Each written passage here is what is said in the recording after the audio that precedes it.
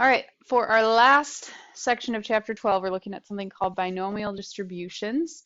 And a binomial distribution has these properties right here.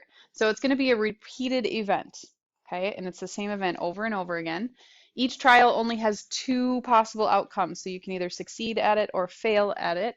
And the probability of that success is not going to change at all throughout the entire thing. So a very common one is like doing lottery tickets. Okay, you have multiple lottery tickets that you're going to scratch off. That's your repeated trial. The probability of winning doesn't change, and there's only two choices that could happen. You win a prize or you don't win a prize. So we're going to look at how to do that. Another example would be if you were guessing on a multiple choice test.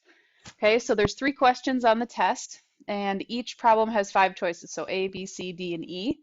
And let's say you were completely guessing on each of these. So where am I getting 0.2 and 0.8? Where is that coming from?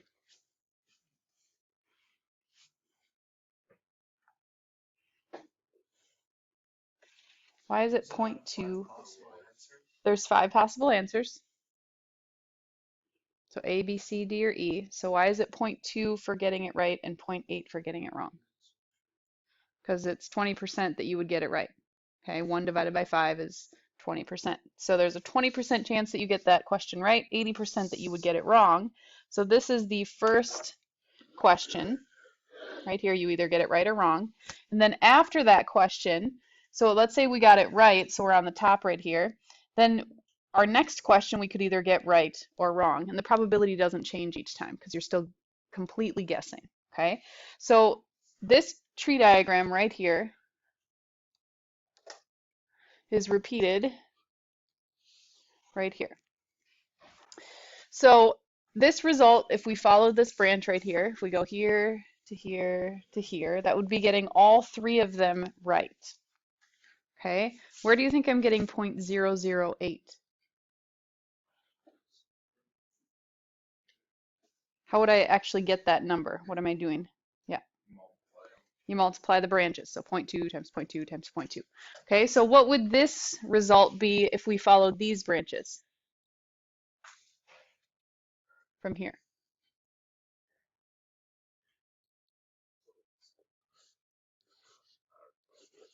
RW. Okay, so we go, because we got the first one right, the second one right, and the last one wrong, what would the probability of that be? 0.032. Okay, what about this next one? RWR, would that be the same probability?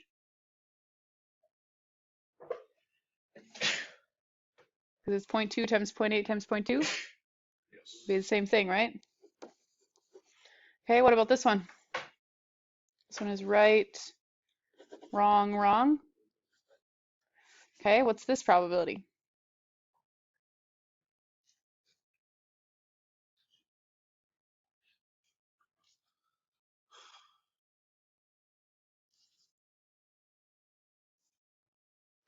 What is it? 0.128. This one is wrong, right, right. So this would be 0.032 as well. This one is wrong, right, wrong. So that would be 0.128. This one is wrong, wrong, right, 0.128. And all of them wrong. What's this one?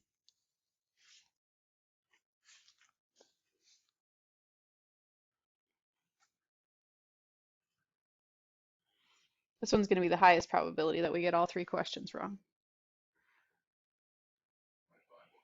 0.512. Okay, so now we want to answer these questions right here.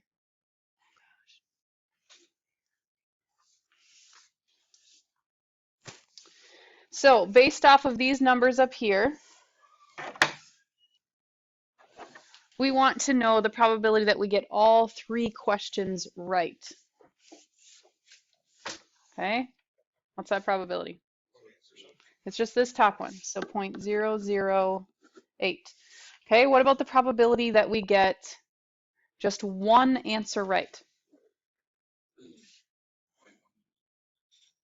Okay, so this one we got one answer right. Let me start going with a different color. We got one answer right there, right? Any other spots? Right here and right here. So all of those situations, we just got one of them right. They were either the first one, the second one, or the third one. What are we going to do with those circled red numbers? Add them together. So what do we get for a total there?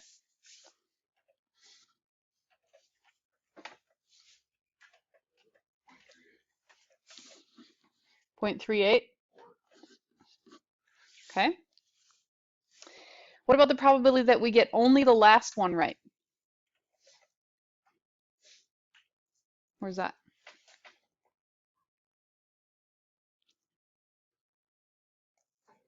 Isn't that right here?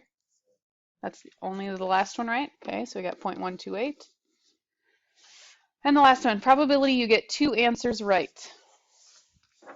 What are we adding together for that one? These ones, right? This one, and this one. Those are all two answers right. What is that?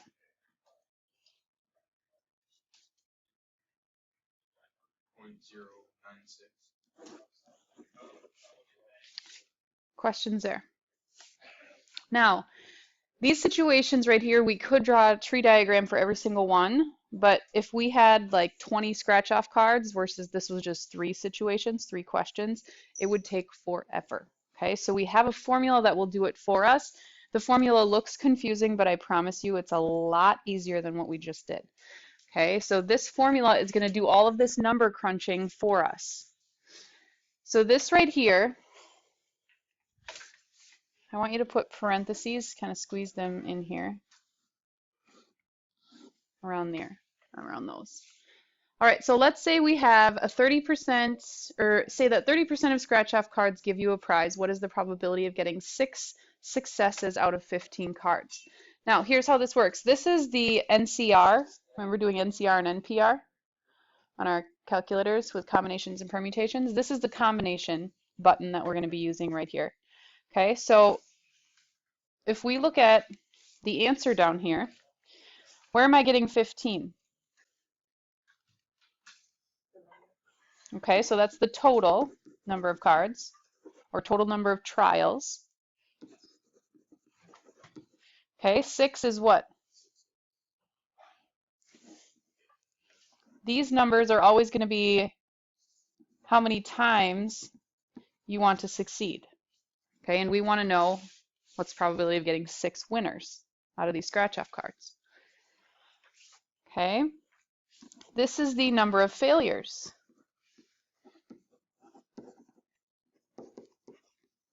Okay, so if you have 6 that are winners, that would leave the 9 left over, that would be the losers. And then what's in the parentheses here is going to be the probability of success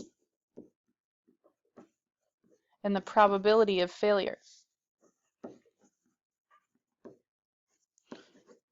Okay, so if your probability of success is 30%, that means your failure would have to be the opposite of that, which would be 70%. So let's just try putting this in the calculator before we solve a problem. So grab your calculators. We're going to put the 15 in first. So you're going to hit the 15, and then you're going to hit your probability button so that you can get your NCR and NPR. So then you'll hit NCR, and then 6. And then you'll do parenthesis, 0.3 raised to the 6th, 0.7 raised to the 9th. What do we get?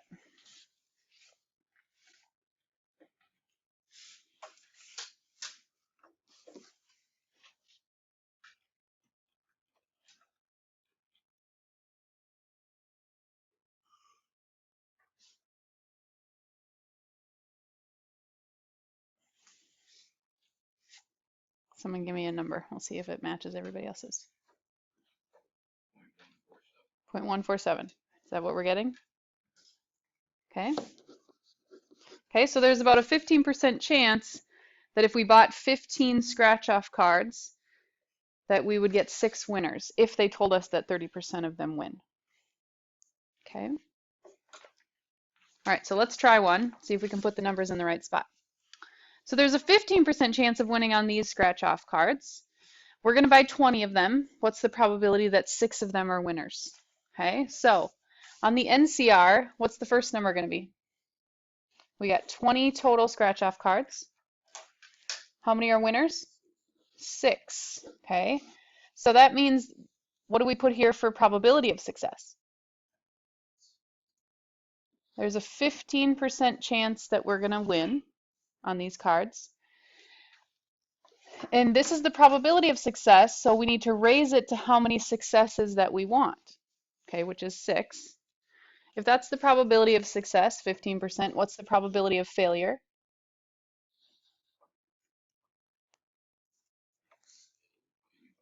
85% would be failing or not giving you a prize. 15% do, 85% don't. And then we raise that to how many failures we would have. How many failing cards would we have? 14, because we have a total of 20 cards. Okay, now all we do is put this in the calculator and we get our probability.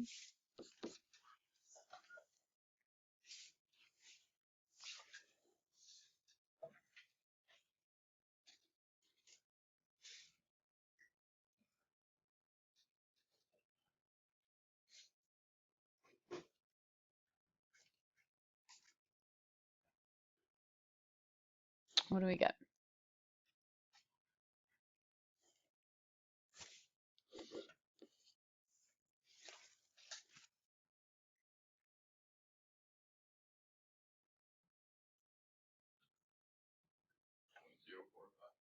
.045.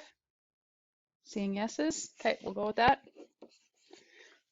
Questions on that? Oh, thank you. Questions?